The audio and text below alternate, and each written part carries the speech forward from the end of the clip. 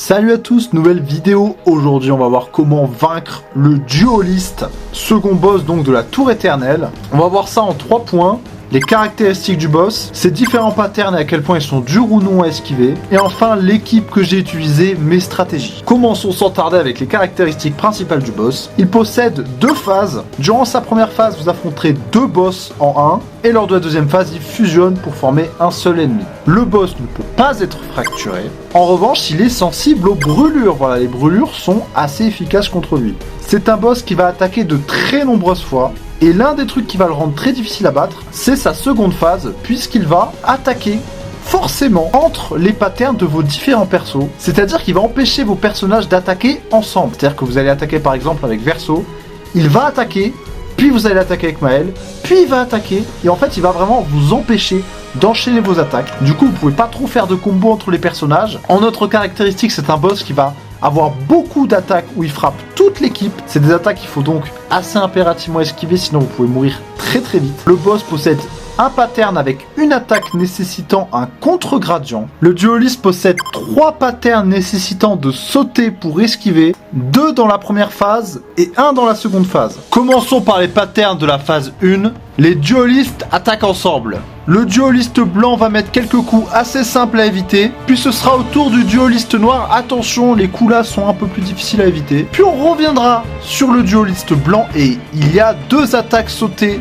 qu'il ne faudra pas oublier. Et on finira avec un double coup du dueliste noir et un dernier coup du dueliste blanc. Donc comme vous pouvez le voir, il y a énormément d'attaques. Elles sont assez simples à éviter en vérité. Les duelistes exécutent un combo impressionnant. Le dueliste noir va frapper avec notamment 2 attaques sautées. Le dueliste blanc va notamment l'aider avec 2 attaques enflammées. Attention à ne pas les oublier. Les duelistes lancent tempête de sang en duo. Ce pattern consiste en une multitude d'attaques très rapides, mais qui sont assez simples à esquiver. Honnêtement, c'est pas sorcier. Les duelistes exécutent un combo sournois. Le dueliste noir va alors attaquer à de multiples reprises. Et attention, celui-là, il est plutôt fourbe, comme son nom l'indique.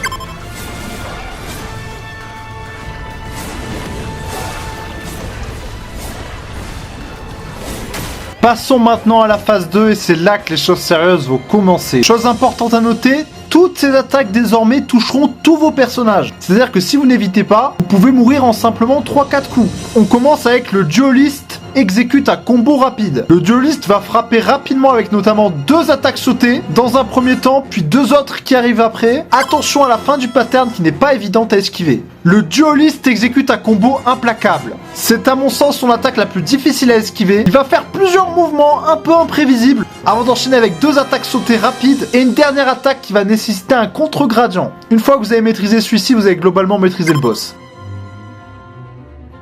Le dueliste déclenche la tempête de sang ultime. Il va lancer plein d'attaques avec des spectres. Et je vous le dis de suite, c'est une attaque qui est assez facile à éviter. Le dueliste exécute un long combo.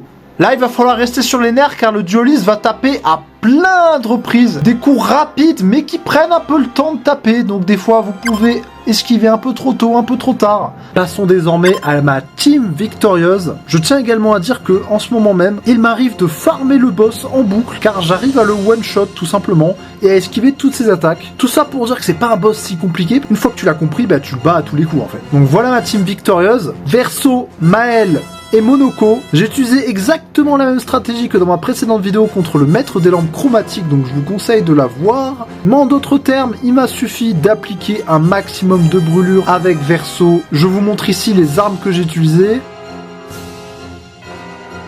Je spammais les boucliers avec Monoko quand c'était possible. Vous pouvez également utiliser cette arme du DLC pour Maël. Elle marche très très bien pour faire d'énormes dégâts. Voilà, je ferai peut-être une vidéo un jour sur les meilleurs builds des persos. Mais pour ce boss en particulier, en vérité, il n'y a pas besoin d'un méga build.